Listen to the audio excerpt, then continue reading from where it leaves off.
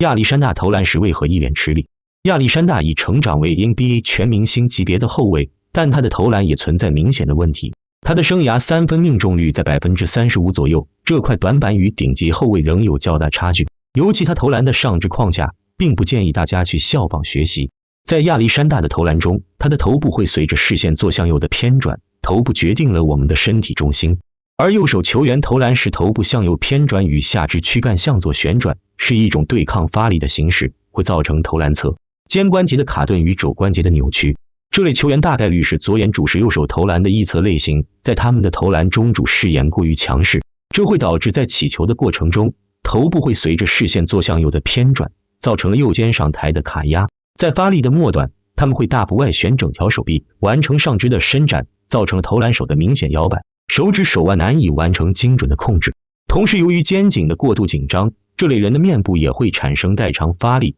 呈现出吃力的面部表情。由于右肩的卡压，亚历山大养成了低肩部、低肘部的投篮，在他发力时，右侧压缩非常明显，左右肩部的高度差别较大，这对他起跳后的平衡影响较大，尤其影响在他远距离投篮的稳定控制。在上赛季休赛期，他也尝试调整了他投篮上肢的发力结构，也就是提高他手肘的高度，但肩部卡压的问题并未解决。调整后，他的跳投存在明显挺腰发力代偿的情况。亚历山大现有的投篮框架既影响了他的平衡起跳，又限制了他上肢的舒展。亚历山大这类问题要做到流畅的高肘部跳投，可参考相似的优质案例，杜兰特或科比，他们都是以明确的手眼一侧主导的类型，他们都是高肘部投篮，也就是完成右肩的充分上抬后，保证肩肘腕在一条线上对位篮筐，再进行上肢的主动发力。同时，他们在投篮时保持头部的中立位，双眼聚焦篮筐中心，明显的加大了侧身的幅度，同时保持胸口与下肢相同的朝向，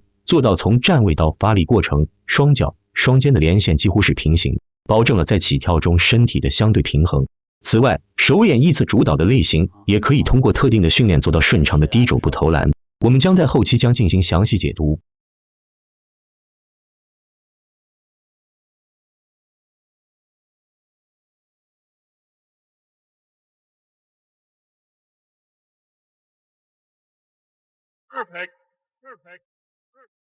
你可能和恶鼠一样，根本不适合用右手投篮。恶鼠改用左手投篮是一个不错的改善方向，但由于短期内左手难以拥有足够的激战力，他并没有坚持下来。本期视频是一个与恶鼠类似的投篮调整案例。这是一位惯用左手投篮20余年的篮球训练师，在我们的共同努力下，用了约2个小时，把他从左手投篮调整到了相对流畅的右手投篮。训练后，他也发出了这样的感慨。9月在北京的 IPT 训练师训练营中，他找到了我，帮助他解决投篮发力的问题。他的投篮存在脚快手慢、发力脱节的问题，肩部存在过度的代偿发力，在常年大量的训练下也能有不错的命中率，但在动态的衔接、实战的运用都会有明显的受限。他整体发力的卡点还是在肩关节。在做了主视眼的测试后，明确了他是右眼为主视眼，但用左手投篮。这种异侧的类型常会出现的问题是视线的瞄准方向与投篮手发力的方向存在较大的偏差。起球出手阶段伴随着肩关节的过度内旋，造成肩袖矩形的紧张，发力时出现肩关节的外展受限，影响发力的流畅与方向的精准控制。我们采用的第一种调整方式是相对保守的，用主视眼来协同他的投篮手，要求他更多的侧身站位，从脚下到躯干都保持侧向。但由于他的主视眼过于强势，躯干仍然会随着视线转动，胸廓与骨盆不对位，难以整体联动发力，效果并不理想。第二种调整方式相对激进，是用投篮手来协同他的主视眼，也就是改变他的惯用投篮手。他的右眼为主视眼，就改用右手投篮。他的投篮手与主视眼在同侧后，能流畅地做到肩关节的外展，从下肢到躯干再到上肢，能够顺畅地联动发力。通过脚步和球的训练后，右手也能轻松地做到动态的结合球投篮。在训练后才得知，这位训练师在日常生活中其实是一位右撇子，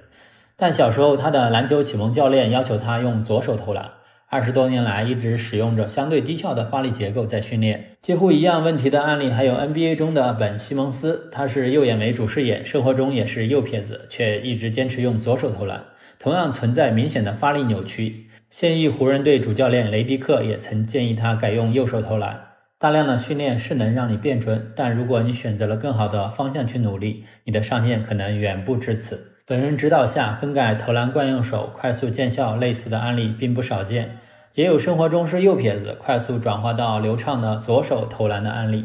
后期将继续为大家详解。I shoot with my thumb too. I push off with my offhand thumb. My thumb is actually.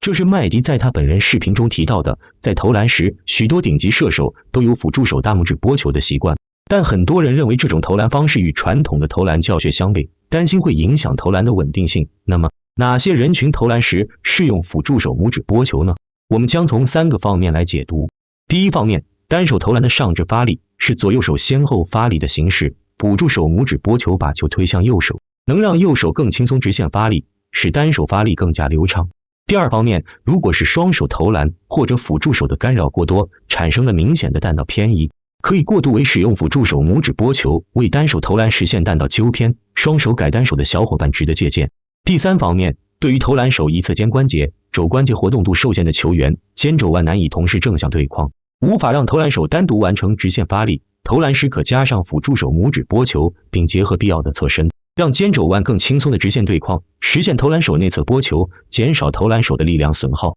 综上所述，辅助手的拇指拨球对部分人群适用： 1. 单手投篮发力不连贯的人群； 2. 想把双手投篮过渡为单手投篮的人群； 3. 投篮手一侧肩关节、肘关节活动度受限的人群。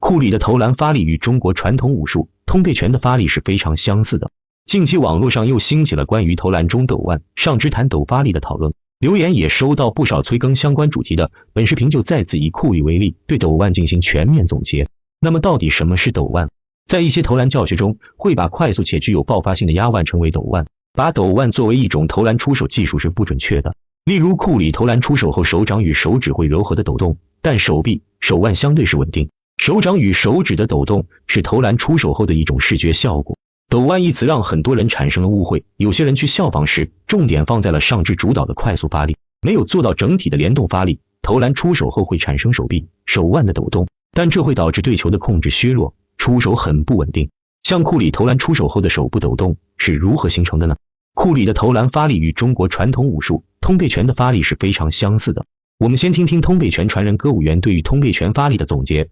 把周身整体节节贯通连通到手梢上，就是每一节都有每一节的加速度，不是用你多大的力量去关节的力量去打，是用你身体的这种物重加速度，注意放松，力从地起。对，而库里投篮发力的方式则可以总结为脚下启动、加宽爆发、加甩臂压腕，力量从脚掌向上逐渐传递叠加，最后通过顶肘甩臂快速爆发性的压腕将球投出。出手时由于瞬间的爆发力，通过相对放松状态下的手掌手指形成了手部的柔和抖动。如果你要学习库里快速流畅的投篮发力，那么需要注意以下3点。第一，库里投篮的下肢发力以髋爆发为主。Load it into our hips, load it into our glutes. And from there, you can basically be able in great athletic position to be able to rise out of your shot and really explode through your core. 他的沉球屈膝幅度较小，可以在高重心状态下轻松出手。很多人在投篮时存在髋爆发不足，总是通过过度屈膝前跪、加压大腿前侧肌群来发力，这会导致手快脚慢，发力不流畅。第二点，力从地起，踝关节作为发力时与地面的第一力传导点，对于下肢3伸展的爆发至关重要。很多人脚下的发力是被上肢带动的蹬伸，启动速度与整体的爆发力都会大打折扣，这就需要建立脚下主动发力的意识，同时加强对足踝力量与足踝刚性的专项训练。第3点，库里的投篮过程中，上肢是相对放松的，大臂小臂手流性连接，整个发力过程快速流畅，没有停顿。有些人由于下肢力量的不足或发力脱节，只能通过上肢力量代偿，会出现手臂过度用力、手臂僵硬的情况，达不到快速甩臂的放松状态，这也会增加对方向的控制难度。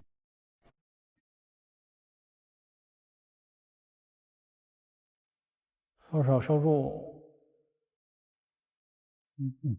尽量你稍微多一点，就是你有点多，这个沉球有点多，尽量往回收一下就好了，扶手收住就好了，不要往下沉。就我刚才是收完之后，还要往下沉了一下，对，有点2次蓄力。手点地，对，这一下走，对，缩短手上这个行程，短而快，不要做多余动作，来，不要沉球，对，这往上了，漂亮 ，OK。其实我们没必要每个去沉球啊，只有这种很高的球来球，然后我们再去做沉球。这种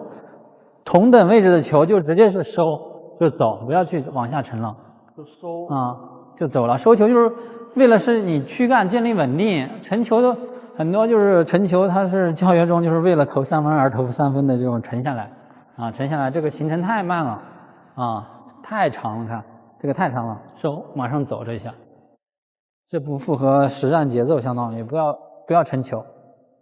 那接一下不是为了这样投了？一样的，对，把球收回来，重心之内，1、2走，对，这下。把球接近你身体重心，对，不要在身体之外就开始发力了。